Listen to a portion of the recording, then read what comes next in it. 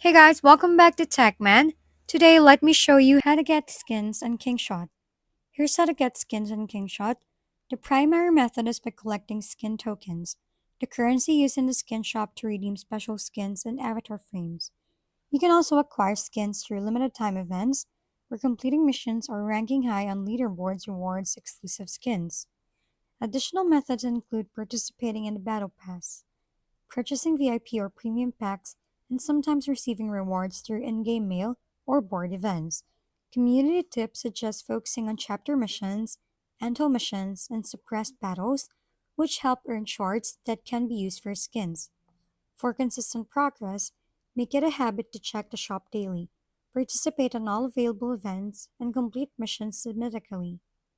This approach ensures you maximize your chances of unlocking both common and rare skins, steadily expanding your collection and enhancing your gameplay experience. If we've been helpful, kindly give us a thumbs up and don't forget to hit the subscribe and bell button for more contents. For any questions and suggestions, comment down below.